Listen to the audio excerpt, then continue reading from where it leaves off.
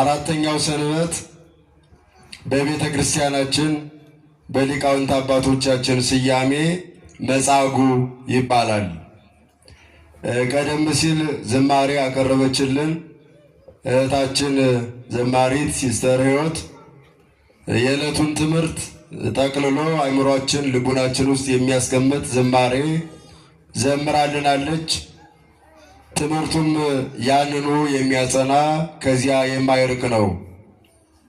ቤተ ክርስቲያናችን እግዚአብሔርን የምታገለግልበት የምታመሰግንበት ሥርዓተ አምልኮቷን የምትገልጥበት የእግዚአብሔርን ማዳኑን ቸርነቱን የምትመሰክርበት ለአንድ እሑድ የሚበቃ ለ24 ሰዓት ሞልቶ የሚተርፍ የሚፈስ አንድ አይነት ምስክርነት አንድ አይነት ምስጋና አላት። ሌሊት አባቶቻችን ሲያመሰግኑ ያደሩት ይህንኑ የእግዚአብሔርን ማዳን የሚገልጠውን የሚያረጋግጠውን በቅዳሴ መካከል የተነበበልን ወንጌልም እንዲሁ የእግዚአብሔርን ማዳን የሚገልጥ አሁን የተዘመረልን እሱ የምንማረውም እሱ ነው። ሙሉ ሌሊቱን ከርሱ ያላፈነገጠ ያልወጣ ምስጋና ስታመሰግን አድራለች። ሌሊት ቤተ ክርስቲያን ያመሰገነችውን በቅዳሴ ጊዜ የእግዚአብሔርን ማዳን የገለጠችበትን ወንጌል በጥቂቱ አሁን ጠቅለል አድርገን በዝማሬ እንደሰማነው በትምህርት መልክም እንሰማለን። አባቶቻችን መርሐ ግብራችንን በቡራኬ ያሰናብታሉ። እኔ ትንሹን እናገራለሁ። እግዚአብሔር አምላካችን ምስጢሩን ይግለጥልን። የዛሬው ቀን ማን ይባላል አልኳችሁ? መጻጉዕ ይባላል። የእግዚአብሔር ማዳን የተገለጠበት ረጅም ዘመን በሕመም በደዌ በበሽታ ታስሮ ተወጥሮ ከአልጋ ተጣብቆ ሰው ርቆት የሰው ልጅ ናፍቆት የሚረዳው አጥቶ የሚጎበኘው ሰው እንደ ውሃ እየጠማው እንደ ምግብ እየራበው የኖረ የሰው ያለ ሲል የነበረ ሰው በዛሬው ዕለት የእግዚአብሔር ማዳን ለእሱ ስለተገለጠ የሰውየውን መዳን የእግዚአብሔርን ማዳን ቤተ ክርስቲያናችን ትመሰክራለች። የሰውየው መዳን የእግዚአብሔር ታምራት የተገለጠበት ስለሆነ የእግዚአብሔር ማዳን ጌትነቱን ካህሊነቱን የሚገልጥ የሚያስረዳን ስለሆነ ለካህሊነቱ ምስጋና ላደረገው ድንቅ ታምር ደግሞ አድናቆት እያደረገች ቤተ ክርስቲያናችን ታመሰግናለች። እሱን አጠር ጠቅለል አድርጌ ለማቅረብ እሞክራለሁ። እግዚአብሔር አምላካችን ምስጢሩን ይግለጥልን። በዮሐንስ ወንጌል ምዕራፍ 5 ከቁጥር 1 ጀምሮ የተመዘገበው ቃሉ እንዲህ በማለት ይጀምራል። ወእምድኅረ ኮነ በበዓሎሙ ለአይሁድ ዐርገ እግዚእ ኢየሱስ ኢየሩሳሌም። ከዚህ በኋላ የአይሁድ የፋሲካ በዓል ቀርቦ ነበር። ጌታችን ኢየሱስ ክርስቶስም ወደ ኢየሩሳሌም ወጣ። በኢየሩሳሌምም የመጠመቂያ ስፍራ ነበረች ይለናል። የምን ስፍራ አለን? የመጠመቂያ ስፍራ ነበረች። ወባቲ 5 ኅዋራት 5 እርከኖች 5 መመላለሻዎች 5 ደረጃዎች የነበሯት የመጠመቂያ ስፍራ ነበረች ይለናል። በኢየሩሳሌም ያቺ የመጠመቂያ ስፍራ የይቅርታ ቦታ ትባል ነበር። የይቅርታ የምህረት ቦታ ትባል ነበር። እግዚአብሔር ለታመሙት ፈውስን፣ ምህረትን፣ ይቅርታን የሚያደርግባት የወደቁትን የሚያነሳባት የታመሙትን የሚፈውስባት ስለነበረች ያቺ የመጠመቂያ ስፍራ ቤተ ሳይል የይቅርታ ቦታ ትባል ነበር። በዚያች የመጠመቂያ ስፍራ የይቅርታ ቦታ የእግዚአብሔርን ምሕረት በመጠባበቅ ላይ የሚኖሩ ደዌ ሥጋ ያጠቃቸው ያደቀቃቸው ደዌ ሥጋ አንገታቸውን እንዲደፉ አንገታቸውን ሰብረው ወገባቸውን አቀርቅረው እንዲኖሩ ያደረጋቸው ብዙ ታማሚዎች በዚያች የመጠመቂያ ስፍራ ይቅርታ በሚገኝባት ምሕረተ እግዚአብሔር በሚሰጥባት የይቅርታ ቦታ በዚያች ስፍራ ላይ ደጅ ጸኑ ነበር። ወንጌሉ እንዲህ ነው የሚገልጠው፣ ወየ ይሰክቡ ብዙኃን ድውያን፣ ብዙ ታማሚዎች በዚያች መጠመቂያ ስፍራ ይተኙ ነበር ነው የሚለን። ምሕረትን ፍለጋ፣ ድኅነትን ፍለጋ፣ ፈውስን ፍለጋ በዚያች መጠመቂያ ስፍራ ይተኙ ነበር። ብዙ አይነት ሕመም ያለባቸው ናቸው። ብዙ ታማሚዎች ከቁጥር ያለፉ ከቁጥር ዝርዝር የተረፉ ብዙ ታማሚዎች በዚያ የመጠመቂያ ስፍራ ይተኙ ነበር። ማንን ደጅ እየጸኑ ተናገሩ? ማንን ደጅ እየጸኑ? የማንን ምሕረት? የማንን ይቅርታ? የማንን አዳኝነት? የእግዚአብሔርን ምሕረት፣ የእሱን ፈዋሽነት፣ የእሱን የምሕረት እጅ በመጠባበቅ በዚያች ስፍራ ላይ ብዙ ታማሚዎች ይተኙ ነበር። እውራን፣ ዓይናቸው የታወረ ማየት ያልቻሉ፣ ውሃን ካሳን የሚያነክሱ፣ እግራቸው የታመመ ቀጥ ብለው መቆም የማይችሉ ሁለተኛው ናቸው። ወይቡሳን፣ ሰውነታቸው የደረቀ ሥጋቸው በላያቸው ላይ ያለቀ ከደዌ ጽናት የተነሳ ሰውነታቸው በሕመም በመከራ የማቀቀ ሰውነታቸው እንደ እንጨት ደርቆ የሚታዩ ሦስተኞች ናቸው። ጽውሳን ይላቸዋል አራተኞችን። እግራቸው የሰለለ ልምሾ የሆነ እንደ ሸምበቆ ደርቆ በራሱ መቆም የማይችል የሰው ድጋፍ የሚፈልጉ ወጽውሳን፣ ሰውነታቸው ያበጠ የተድበለበለ 5 አይነት ሕመም የነበረባቸው ታማሚዎች 5 እርከን ባላት የምሕረት በር በተባለችው በመጠመቂያዋ የእግዚአብሔርን የምሕረት እጅ የእግዚአብሔርን የማዳኑን ቀን እየተጠባበቁ በዚያ ስፍራ ላይ ነበሩ ይለናል። 5 እርከኖች አሏት።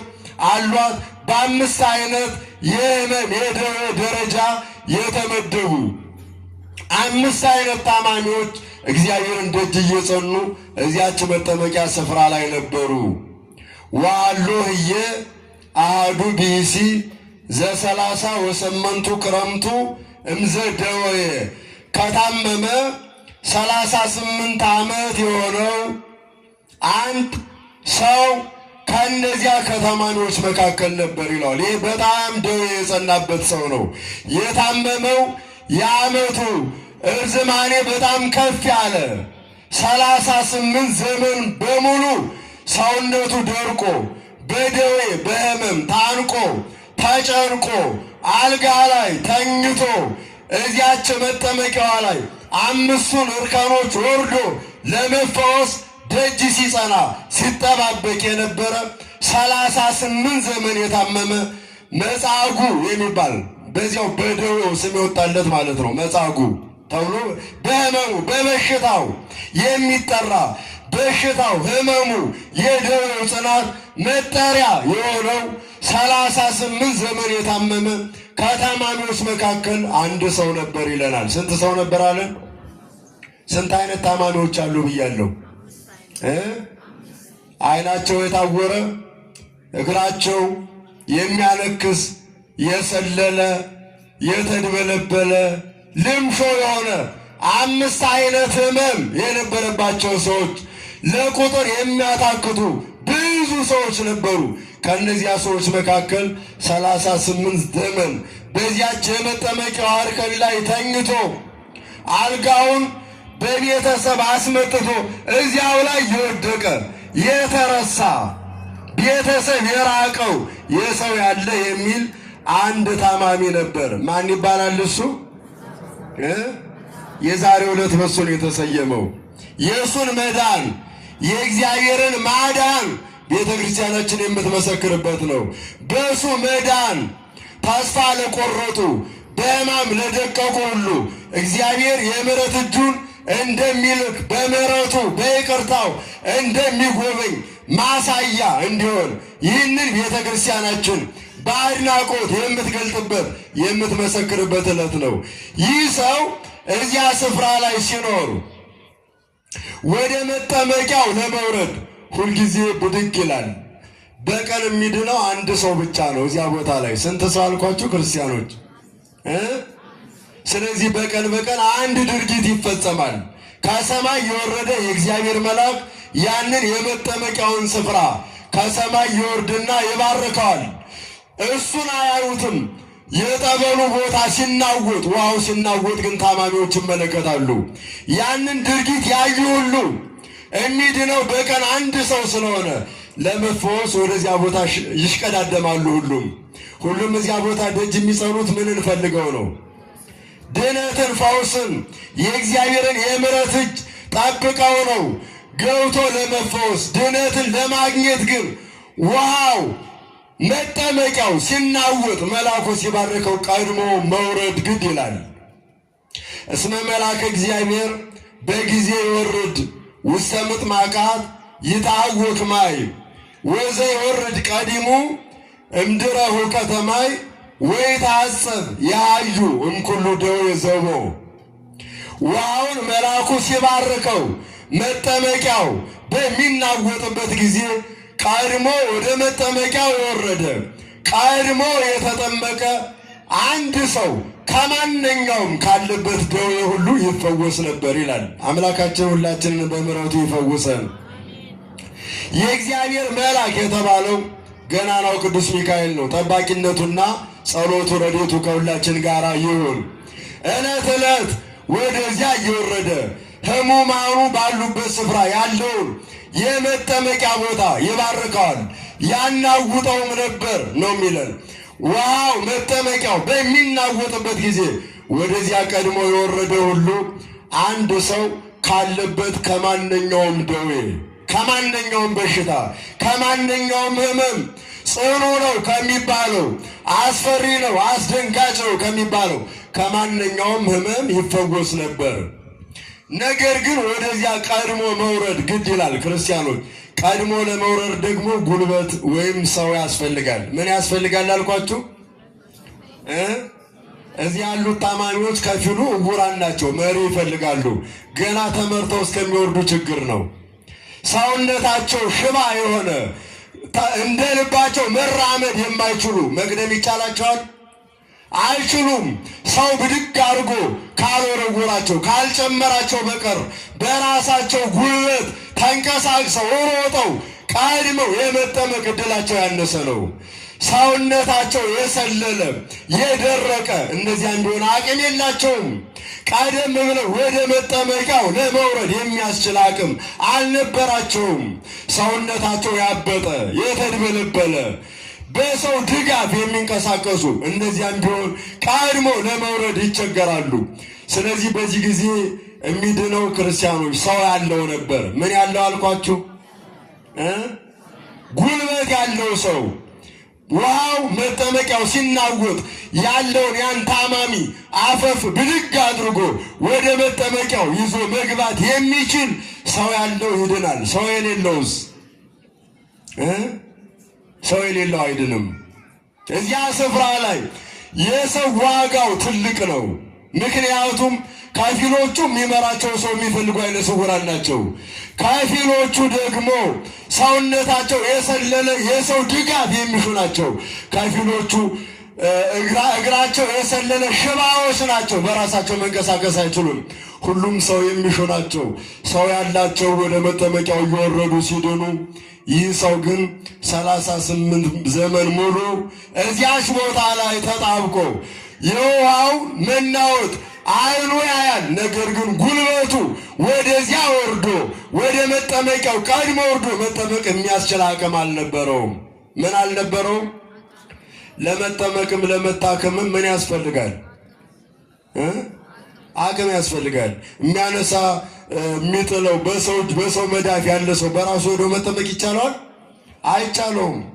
ክርስቲያኖች ይህን ስናይ በራሳችን እግር መንቀሳቀስ በመቻላችን ጤና ያለን በመሆናችን ብቻ ማንን ማመስገን ይገባናል?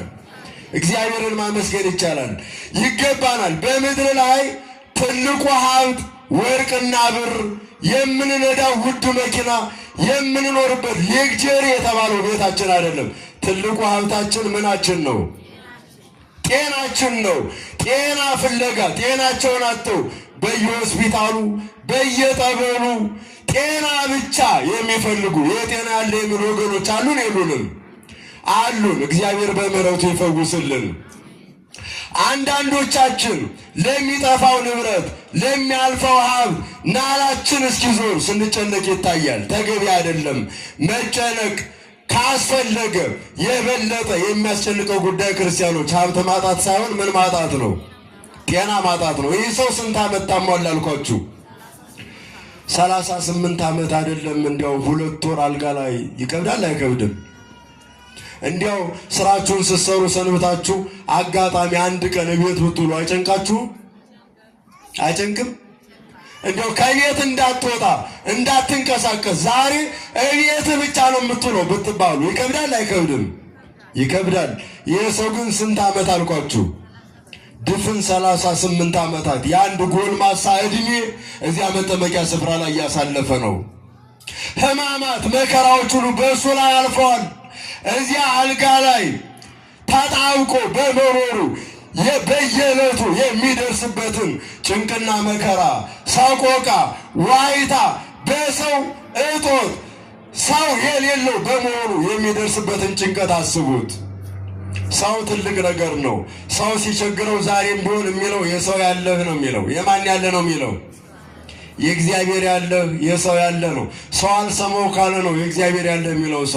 ሰው ካለው ሰው አለኝ ሰው ሞልቶኛል ይላል። በሰው ይመካል። ሰው ያስፈልጋል፣ ግን ሰው ያስመካል? ያስተማምናል?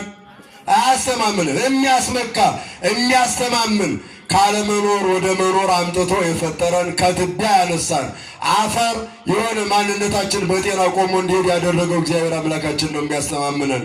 ነገር ግን ሰው ያስፈልጋል። ዛሬም ቢሆን ይህ ሰው ያለ የሚሉ ብዙ ወገኖች አሉ። 38 ዓመት ሙሉ እዚያች አልጋ ላይ ደጅ እየጸና ተስፋ ባለመቁረጥ ያን የጠበሉን መታወክ አይኑ ባየ ጊዜ ከአልጋው ላይ ተነስቶ ወደ መጠመቂያው ለመውረድ ሲያስብ ሰው ያለው ይቀድመዋል። ምን ያለው አልኳችሁ? ዛሬም በሁሉ ነገር የሚቀድመው ምን ያለው ነው? ሰው ያለው ነው። በቢሮ ሰው ያለው ነው። ስራ ለማግኘት ሰው ያለው ነው። ስልጣን ለማግኘት ሰው ያለው ነው። ሁሉን ነገር ለማግኘት ምን ያለው ነው? አንተ እንዴት ጉዳይን ቶሎ ፈጸምክ? ምን አለኝ ይላል። ሰው አለኝ። ሰው የሌላቸው የባለስልጣናቱን ቢሮ እግራቸው ሲያጎደጉድ በየዕለቱ ወገባቸው ሲጎብጥ ሰው ያላቸው ብር ያላቸው ይቀድማሉ። የዓለሙ አሰራር ነው ይሄ። ክርስቲያኖች ሰው ሳይኖረን በምሕረቱ በቸርነቱ ሊፈውሰን የሚችል አምላክ ማን ብቻ ነው? እግዚአብሔር ነው። እግዚአብሔር ሰው ባይኖረን መፈወስ ይችላል። በምሕረት አይኑ ያይናል። ይህ ሰው የሌለው ሰው ከሰው የራቀ ከሰው ተለይቶ በመከራ በስቃይ የማቀቀ የተቸገረውን ሰው ከሰማይ የወረደ ከድንግል የተወለደ ፍጹም ሰው የሆነ አምላክ ወደ እሱ ወደዚህ ወደ ሰው ወደ ረሳ ወደ ዘነጋው መጻጉዕ መጣለት ነው የሚለን። ወደ ሁላችን በምሕረቱ ይምጣልን።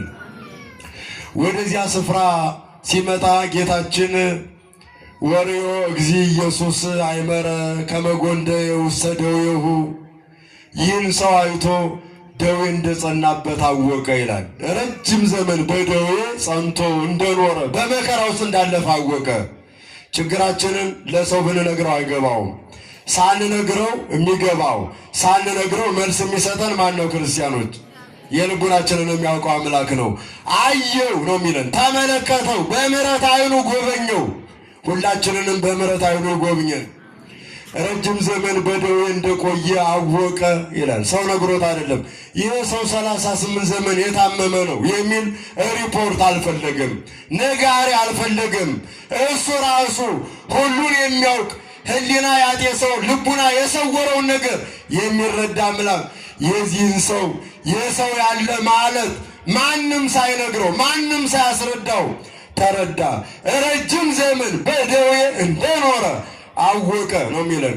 ቀረብ አለና ትፈቅድኑ ልትድን ትወዳለህን ሲል ጠየቀው ይላል። ክርስቲያኖች ምን አለው?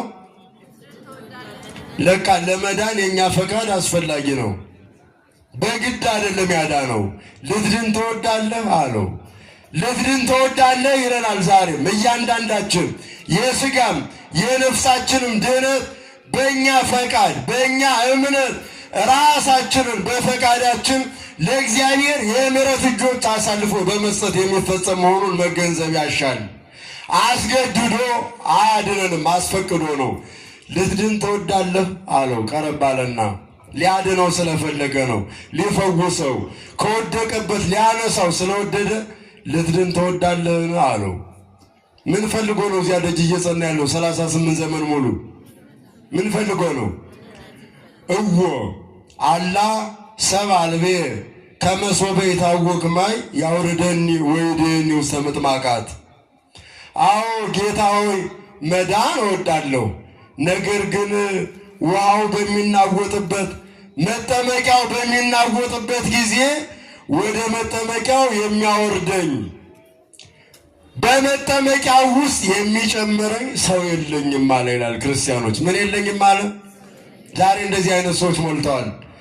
በሰማይ ተደፍቶባቸው ቀን ጨልሞባቸው የሰው ያለ የሚሉ ሰው የናፈቃቸው በሕመም የታሰሩ በደዌ የታሰሩ በመከራ የታሰሩ በጭንቀት የታሰሩ በፈተና የተወጠሩ የሰው ያለ የሚሉ መፍትሄ ያጡ ለመፍትሄያቸው አቅጣጫ የሚያሳይ የሚጠቁም ሰው የቸገራቸው ዛሬም አሉ። ሁሉም ክርስቲያኖች አሉ። እግዚአብሔር አምላካችን ሰው ይስጠን። ስለዚህ ወደ መጠመቂያው የሚያወርደኝ በመጠመቂያው ውስጥ የሚጨምረኝ ምን የለኝም ነበር ያለው። ይህ ሰው የለኝም አለ ይላል። ጌታችንን እንዲህ አለው። ጌታችን የ30 ዓመት ጎልማሳ ነው። ውሃው በሚናወጥበት ጊዜ ጠብቆ አንስቶ ወደ መጠመቂያው ይዞኝ ይወርዳል የሚል ተስፋ አድርጎ ነበር። ብዙ ሰው ሲከተለው አይቷል። ከነዚህ ከሚከተሉት 1 2 3 4ቱን ጎልማሳ ቢያዝዝልኝ አንስተው ወደ መጠመቂያው ቢወረውሩም እድናለሁ በሚል ተስፋ ምን የለኝም አለ። ወደ መጠመቂያው የሚያወርደኝ በመጠመቂያው ውስጥ የሚያኖረኝ ሰው የለኝም አለ ነው የሚለን። ይህን ጊዜ እሱ በጠበቀው መንገድ ሳይሆን እሱ ባልጠበቀው መንገድ ጌታችን እንዲህ አለው፣ ተንስ ወጹር አራተከ ወእቱ ቤተከ፣ ተነስ አልጋን ተሸክመ ወደ ቤት ግባ አለው። አንድ ቃል ተናገረ። 38 ዘመን ከአልጋው ጋር ተጣብቆ የነበረው በሽተኛ ብድግ ብሎ አልጋውን ተሸክሞ ወደ ቤቱ ገባ ይላል። አያችሁ ክርስቲያኖች፣ ይህ እግዚአብሔር ሥራ ነው። የማን ቸርነት ነው? እኛ በጠበቅነው መንገድ አይደለም የእግዚአብሔር ማዳን። እኛ ባልጠበቅነው ለሕሊናችን በሚረቅ ለአእምሯችን በሚጠልቅ ለመናገር አንደበት በምናጣለት መልኩ እኛን ማዳን የእሱ ሥራ፣ ለመዳናችን ፈቃዳችንን መስጠት ደግሞ የእኛ ድርሻ ነው። ልትድን ትወዳለህ ሲለን አዎ እወዳለሁ አድነኝ ፈውሰኝ ብለን ራሳችንን ደዌ ያጠቃው በሽታ የረገጠው ማንነታችንን ለእግዚአብሔር አሳልፈን መስጠት የኛ ድርሻ ነው። መፈወስ ማዳን ግን የማን ድርሻ ነው? ክርስቲያኖች አልጋን ተሸክመ ወደ ቤት ግባ አለው። 38 ዘመን አልጋ ላይ ወድቆ የነበረው ሰውዬ ብድግ ብሎ የብረት አልጋውን 38 ዘመን ተሸክመው የነበረችውን አልጋ ተሸክመው ወደ ቤቱ ገባ ይላል። አያችሁ፣ እግዚአብሔር ሲፈቅድ እንደዚህ ነው። ሁላችንን ደዌያችንን አርቆ በሽታችንን አራግፎ በሰላም ወደ ቤታችን ይመልሰን። እንግዲህ ጠቅለል ልናድርገው መሰለኝ ክርስቲያኖች፣ ሰዓቱ እየሄደ ነው። ሰዓት ቁም ቢሉት አይቆም። እንዲያው ሰዓትን ማቆም ቢቻል ቢሆን ኖሮ እንደ ኢያሱ ፀሐይዋን ቀጥ እንዳረጋት አባቶቻችንም አሁን አንቺ ፀሐይ ሲቆይ ይሏት ነበር። ግን ያው ሰዓት ይሄዳል፣ ይነጉዳል፣ ጊዜውን ይቀጥላል እና ጠቅለል እናድርገው። ይህ ሰው አልጋውን ተሸክሞ ወደ ቤቱ ሲገባ ፈተና ገጠመው። መንገድ ላይ ገና ምን አይነት ፈተና መሰላቸው የገጠመው? ሰንበት ውእቱ ዮም ወይከውነከ ትንሣ ወትጹር አራተከ ዛሬ ቀኑ ሰንበት ነው፣ አልጋህን ልትሸከም አይገባም የሚል ጥያቄ ከፈሪሳውያን ከአይሁድ የእሱን መታመሙንም መዳኑንም ካላዩ 38 ዘመን ሙሉ አልጋ ላይ ወድቆ ሲኖር ያልደረሱለት በተፈወሰ በዳነ ጊዜ ግን የጥያቄ ናዳ የጥያቄ ሸክም ይዘው ወደሱ ቀረቡ ነው የሚለን። ወደሱ መጡና አልጋህን ልትሸከም አይገባም። ቀኑ ምንድን ነው አሉት? ሰንበት ነው፣ ቅዳሜ ቀን ነው። ሕጋቸው ይከለክላል። ወይ ትጾሩ ጾረ ክቡደ ውስተ ሐዋህያ ለኢየሩሳሌም፣ በሰንበት ቀን በኢየሩሳሌም በሮች ከባድ ሸክም ተሸክማችሁ አትግቡ ይላል ሕጋችን። ለምን ይህን የብረት አልጋ ትሸከማለህ አሉት። አፈጠጡበት። ይህ ሰው ያ ሰው አልጋህን ተሸክመ ግባ ብሎኛል አለ። ያ ሰው ነው ያለው። ማን ነው ያ ሰው? ይህ ሰው ሰነፍ ሰው ነው። ያ ሰው ከማለት የዘለለ ያ ሰው ማን እንደሆነ አላወቀም። ማን እንደነበረ አልተረዳም። 38 ዓመት ሙሉ ከኖረበት ደዌው የገላገለውን ሰው አላወቀውም ማን እንደሆነ። አያችሁ ስንፍናውን አያችሁት? ያ ሰው ነው ያለው። መኑ ውእቱ ቢሲው፣ ሰውየው ማን ነው አሉት። መልስ የለም። ያ ሰው ከማለት አልዘለለም። ያ ሰው ግን ከሰማይ የወረደው ከድንግል ማርያም የተወለደው ሰው የለኝም ለሚሉት ሰው ሆኖ የተገለጠው ደዌ ሥጋን ደዌ ነፍስን በትምህርት በታምራት የሚያርቅ በቃሉ በምሕረት እጁ የሚፈውስ የሚቀድስ የረከሰውን ዓለም ቀድሶ የታመመውን ዓለም ፈውሶ ገንዘብ ያደረገው የድንግል ማርያም ልጅ የሁላችን አምላክ መድኃኔዓለም ኢየሱስ ክርስቶስ ነው። ጸጋው በረከቱ ይደርብን። ያ ሰው ማን ነው? መልስ የለም፣ አላወቀውም። አሁን እናንተ ሲያስቡት እንኳን ይህን የመሰለ ትልቅ ነገር ያደረገላችሁን ትንሽ ነገር የታክሲ የከፈለላችሁን እንኳን ትረሳላችሁ? በዕለቱ እንዲያው የዚያው ዕለት ትረሱታላችሁ? መልካም ነገር ያደረገላችሁ ያበላችሁን፣ ያጠጣችሁን፣ ያጎረሳችሁን ስትፍገመገሙ የደገፋችሁን እጅ ትረሱታላችሁ? ይህ ሰው ውለታ ቢስ ነው። የተደረገለትን ማሰብ ማሰላሰል ልቡናው ላይ ማስቀመጥ የማይችል ያን ማን እንዳደረገለት የማይረዳ ሰነፍ ሰው ነው። ዛሬም እንዲህ አይነት ሰነፍ ሰው ሞልቷል። እግዚአብሔር ያደረገለትን የሚረሳ እግዚአብሔር በምሕረቱ ፈውሶ ከርኩሰቱ በንስሐ ቀድሶ በሥጋው በደሙ አክብሮ በክብር ሲመልሰው እግዚአብሔር ያደረገለትን ውለታ ቸርነቱን የሚረሳ የሚዘነጋ ዛሬም መጻጉዕን የመሰለ በሥጋው ተፈውሶ በነፍሱ ድነትን ያላገኘ ብዙ ሰው አለ። ክርስቲያኖች ውለታ የማንረሳ እንድንሆን እግዚአብሔር አምላካችን ልብ ይስጠን፣ ማስተዋሉን ያድለን። ስለዚህ ያ ሰው ያለው ኢየሱስ ክርስቶስ ሌላ ቀን በምኩራብ ሲያስተምር ይህንን ሰው አገኘው። ናውኬ አይወከ ኡቅ ኢተአብስ ከመዘያኪ እምዝ ይርከብከ። አሁን ድናል። ምን ብለሃል አለው? ድናል፣ ከዚህ የባሰ እንዳያገኝህ ታጠንቀቅ፣ ክፉ አትስራ አለው ይላል። ያን ጊዜ ይህ ሰው ያዳነው በቤተ መቅደስ የሚያስተምረው የናዝሬቱ ኢየሱስ እንደሆነ አወቀ ይለናል። ማወቁ ብቻ አይደለም፣ ያዳነኛ የናዝሬቱ ኢየሱስ ነው ብሎ ጌታችንን የፈወሰውን ያዳነውን አምላክ ሄዶ ለአይሁድ ከሰሰ ነው የሚለው። አያችሁ ክርስቲያኖች፣ ወርቅ ላበደረ ጠጠር፣ እህል ላበደረ አፈር፣ ለፈወሰ ክስ። አይሁድ ሰቅለው እንዲገሉት ምስክር ሆነው ከቀረቡ ሰዎች አንዱ ይህ ሰው ነበር። ይህ ሰው 38 ዓመት ተኝቼ ከኖርኩበት ከመጠመቂያው ስፍራ ላይ አልጋን ተሸክመ ሂድ ብሎ በሰንበት ቀን ፈውሶኛል በማለት ለጌታችን መሰቀል ምስክር ሆኖ ከቀረቡ 3 ሰዎች አንዱ ይህ ሰው ነው። ጌታችን ሲሰቀል ፊቱን በጥፊ መቶታል ጌታችንን። አያችሁ ክርስቲያኖች፣ ሰው እንዲህ ነው። እንዲያው የዚህን ሰው ስናይ ምን አይነት ሰው ነው እንል ይሆናል እንጂ ጌታችንን በነገር ጥፊ ዕለት ዕለት የምንመታው እኛም ሁላችንም ነን ክርስቲያኖች። አምላካችን በምሕረቱ ይፈውሰን። ምሕረቱን አድርጎልን እምናማረረው እምንከሰው በዙፋን የለህም፣ በመቅደስ የለህም፣ በኩበት ነው የምትታጠነው፣ እኔን አትሰማኝም ብለን በነገር ጥፊ ዕለት ዕለት የምንመታው እኛም ነን። ዕለት ዕለት እጆቹ እኛን ከማዳን ቸርነቱ እኛን ከመጎብኘት አልተከለከለም። እኛ ግን እግዚአብሔርን ከመውቀስ አንደበታችን ተቆጥቦ ያውቅም። ምስጋና ይጎለዋል አንደበታችንን። አንደበታችን አመስጋኝ እንዲሆን ድንቅ ስራውን መናገር እንዲችል አምላካችን በቸርነቱ ይርዳል። መጨረሻው አላማረም። ይህ ሰው ከስጋ ደዌ ተፈውሷል፣ ከነፍስ ደዌ ግን አልተፈወሰም። መጨረሻው አላማረም። አምላካችን የሁላችንን መጨረሻ ያሳምርልን። በዚያ የመጠመቂያ ስፍራ ስንት አይነት ታማሚዎች ነበሩ? 5 አይናቸው ማያይ የታወሩ ሰውነታቸው እግራቸው የሰለለ ሽባ የሆነ ያበጠ የተድበለበለ የደረቀ 5 አይነት። በእኛ ዛሬ እንደ ሀገር በሆነ ስንት አይነት ህመም አለ? ተቆጥሮ ያልቃል? ዘረኝነቱ፣ ጥላቻው፣ መለያየቱ፣ ጎጠኝነቱ፣ ጦርነቱ፣ መባላቱ፣ መናከሱ ተቆጥሮ የማያልቅ ህመም ነው። ማን ይፈውሰን? ማን ያድነን? ማን የምሕረት እጁን ይዘርጋልን? እግዚአብሔር አምላካችን ይዘርጋልን። የእነዚያ ሰዎች እግራቸው አብጧል፣ የእኛ ግን ልባችን አብጧል። ክርስቲያኖች ማን ይፈውሰን? በትዕቢት ልቡ እንደ ተራራ ያበጠ ታማሚ ዛሬ በዘመናችን አለ።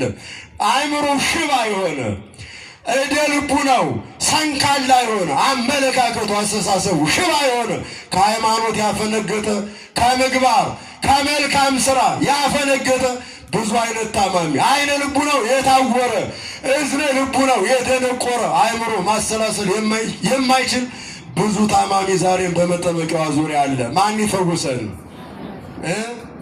ልትድን ትወዳለህ እያለን ነው። ሰው የለኝም እንዳንል ከሰማይ የወረደው ስጋውን ቆርሶ ደሙን አፍሶ ለምግብነት የሰጠን የድንግል ማርያም ልጅ አለ። መፈወስ ያልቻልነው ለምንድን ነው? ፈቃደኞች ባለመሆናችን ነው። ያ ሰው የለኝም ነበር ያለው። እኛ ይህን ማለት አንችልም። ከሰማይ የወረደ ከድንግል የተወለደ ወልደ እጓለ እመሕያው የሰው ልጅ የተባለው ክርስቶስ ዕለት ዕለት በመካከላችን አለ። የምሕረት እጆቹን ውድ የፍቅር ስጦታውን ሊሰጠን ዕለት ዕለት ከኛ ጋር ነው። አሁን ክርስቲያኖች የእኛ በሽታ ብዙ ነው። ሰው ደም ግፊቱን ደም ማነሱን ይፈራል። ከደም ማነስ ይልቅ የሚገለን በሽታ የፍቅር ማነስ ይባላል። ክርስቲያኖች ከደም ማነስና ከፍቅር ማነስ ብዙ የሚገለው ማን ነው? አሁን እኛ ላይ ያለው በሽታ የፍቅር ማነስ ይባላል። የአንድነት ማነስ ይባላል። ወጥተን መግባት ገብተን መውጣት እንዳንችል ያው ለስንት ዘመናት ከመጻጉዕ አልበለጠም የኛ ህመም የኛ በሽታ ከመጻጉዕ ከፍ እያለ እያደገ እየጨመረ የመጣ በሽታ ነው ያለን። ሰው ሊፈውሰው አልቻለም። ይህን ሊፈውሰው ሊያድነው የሚችል ማን ነው? ክርስቲያኖች። ስለዚህ እጃችሁን ከፍ አድርጉት። እስኪ ሁላችሁም ከፍ አድርጉት በደንብ። ልትድን ትወዳለህ ይለናል። አዎ በሉ። ጌታ ሆይ አድነን፣ ፈውሰን፣ በምሕረት ጎብኘን፣ በቸርነት ጎብኘን፣ በሀገራችን ላይ ያለውን በሽታ በሙሉ ፈውስልን ብለን ማንን መለመን ይገባናል? መጠመቂያው ስፍራ ላይ ነን። 5 እርከኖች አሏት መጠመቂያዋ በኢየሩሳሌም ያለችው ቅድስት ቤተ ክርስቲያን ናት። 5 እርከኖቿ 5 አዕማደ ምስጢር ይባላሉ። ሚስጥረ ሥላሴ፣ ሚስጥረ ሥጋዌ፣ ሚስጥረ ጥምቀት፣ ሚስጥረ ቁርባን፣ ሚስጥረ ትንሣኤ ሙታን። እነዚህ ላይ ተኝቶ መፈወስ ያልቻለ አለ? የተኛ ፈውስ የራቀው ስንት ሰው አለ? ክርስቲያኖች ማን ይፈውሰን? 5 እርከኖች 5 አዕማደ ምስጢራት እምነታችን የተመሰረተባቸው ናቸው። እዚያ ላይ የተኛ በድንቁርና ሕመም የተመታ ብዙ ታማሚ አለ። ወደ መጠመቂያው በትህትና መውረድ ያቃተው፣ ወደ ቅዱስ ሥጋ ወደ ክቡር ደሙ በትህትና መውረድ የቸገረው ብዙ ታማሚ አለ። እሱ ሊፈውሰን ሥጋውን ቆርሶ ደሙን አፍሶ ወደ እኛ ሲመጣ እኛ ወደ ኋላ መለስ እያል ሌላው እየቀደመን ዘመናችንን የምናሳልፍ ብዙዎች ነን። ለትሩፋቱ ስራ ሌላው የሚቀድመን፣ እዚህ መጠመቂያው ስር ያለን ለመልካም ስራው ሌላው ከሩቅ የመጣው የሚቀድመን፣ ለቁርባኑ ከሩቅ የመጣው የሚቀድመን፣ ቀድመን በመምጣት ዘመን ያስቆጠርን፣ ነገር ግን ለመፈወስ ሌላው እየቀደመን ዘመን እየጨረስን እያባከን ያለን ብዙዎች ነን። አምላካችን በቸርነቱ ይፈውሰን፣ መልካሙን ነገር ያድርግልን። ሀገራችን ኢትዮጵያን በምሕረቱ ይጎብኝልን። ወደ መጠመቂያው የሚያወርደኝ በመጠመቂያው ውስጥ የሚያኖረኝ ምን የለኝም? ሰው የለኝም ነው ያለው። እኛ የምክንያት የለንም። ወደ መጠመቂያው የሚያወርዱ የሚያጠምቁ የሚያኖሩ በዚያ ውስጥ አባቶቻችን አሉ። የአባቶቻችን በረከታቸው ጸሎታቸው ከሁላችን ጋር ይሁን። የእግዚአብሔር ቸርነት የድንግል ማርያም አማላጅነት አይለየን። የመልአኩ የቅዱስ ሚካኤል ጠባቂነቱ አማላጅነቱ ይደረግልን። ስብሐት ለእግዚአብሔር ወለወላዲቱ ድንግል ወለመስቀሉ ክቡር። ይቆየን። ደህና አርፍዱ። ሰላም ዋሉ።